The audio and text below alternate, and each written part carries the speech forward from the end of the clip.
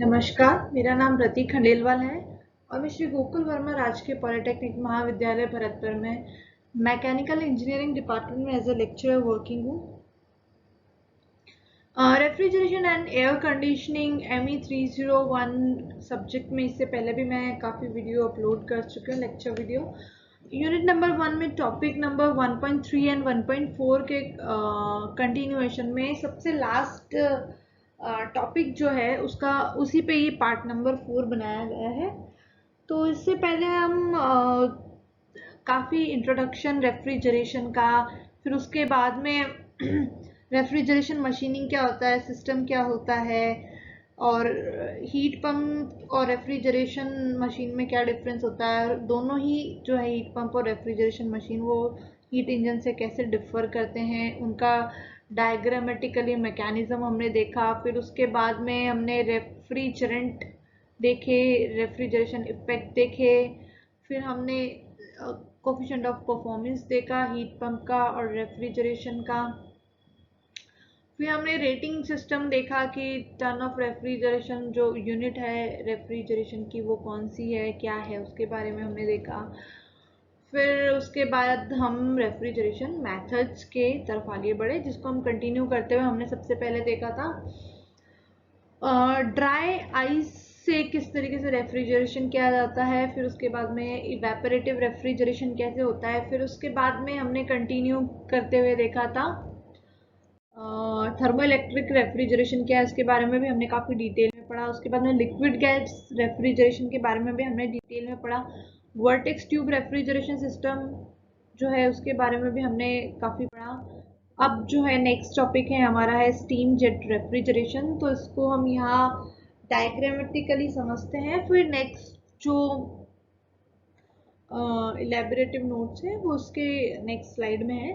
तो देखिए जनरली मैं आपको इसका बेसिक कंसेप्ट समझाती हूँ कि क्या होता है कि आपको पता है कि जैसे एटमॉस्फेरिक टेम्परेचर पे वाटर का जो बॉइलिंग पॉइंट है, बॉइलिंग टेम्परेचर है वो 100 डिग्री सेंटीग्रेड होता है, ठीक है।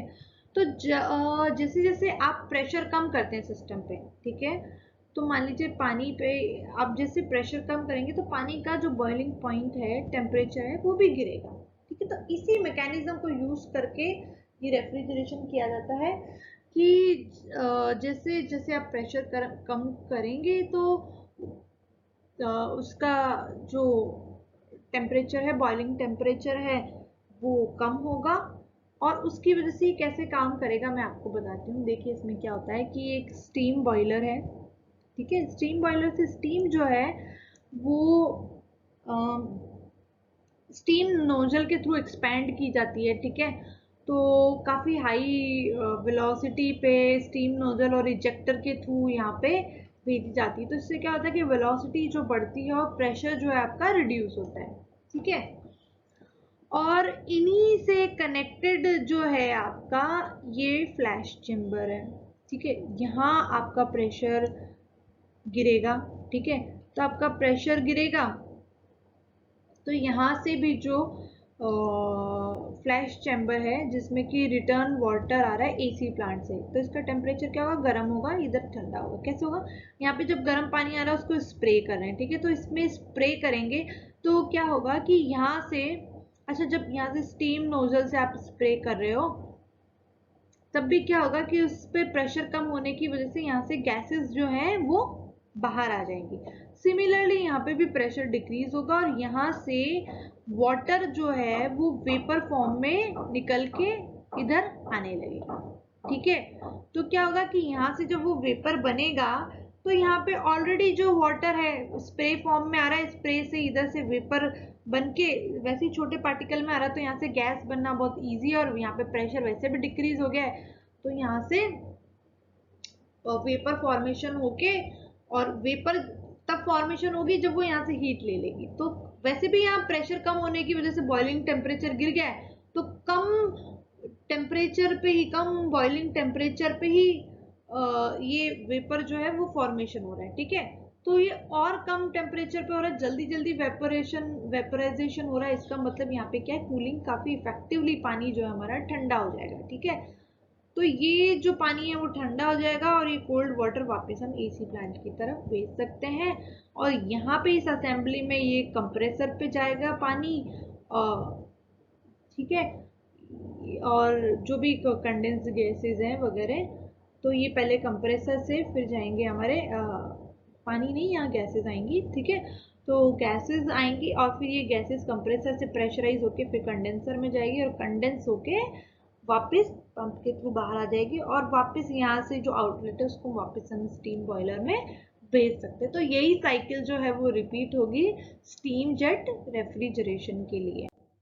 यहाँ पे आपको समझाया भी है कि the principle of steam jet refrigeration is that the boiling point of water can be reduced by reducing the pressure। आपको पता है कि पानी में, जैसे मैंने आपको बताया कि बॉइलिंग पॉइंट पानी का कम किया जा सकता है बाय रिड्यूसिंग द प्रेशर, ठीक है। जैसा इसने बताया कि एटमॉस्फेरिक प्रेशर पे बॉइलिंग पॉइंट जो है वो 100 डिग्री सेंटीग्रेड होता है। अगर एटमॉस्फेरिक प्रेशर हम कम कर देंगे तो बॉइलिंग पॉइंट भी कंसीडरेबल अमाउंट में कम हो जाएगा। एग्जाम्पल ये कि मान लीजिए प्रेशर 6.5 सेंटीमीटर ऑफ वाटर किया है, तो the boiling point of water is considerably reduce होगा, ठीक है, 5 सेंटीमीटर ऑफ वाटर, और बॉइलिंग पॉइंट जो है उसका वो 6 डिग्री अप्रॉक्सीमेट 6 डिग्री सेंटीग्रेड तक कम हो जाएगा, ठीक है। स्कीमेटिक डायग्राम से आपको मैंने समझाया ही था, उसमें बताया था कि प्रेशर रिडक्शन किस तरीके से नोजल और इजेक्टर से अचीव किया जा रहा है।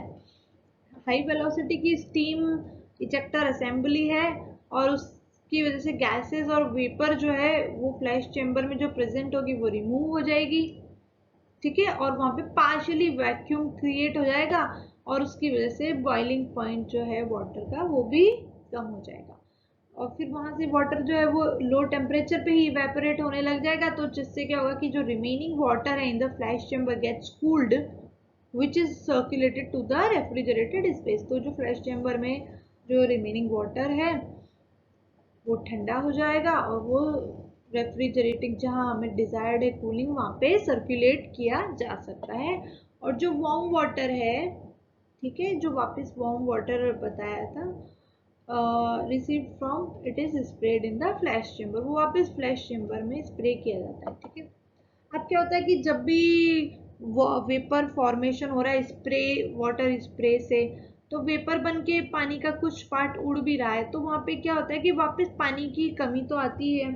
तो उसी पानी को बरकरार रखने के लिए, उसके अमाउंट को कंटिन्यू बनाए रखने के लिए मेकअप वाटर डाला जाता है। इसने यहाँ पे मेंशन भी किया है कि a makeup water connection is provided in the flash chamber to make good any water loss in evaporation. The steam is supplied to the nozzle from a boiler, ठीक है।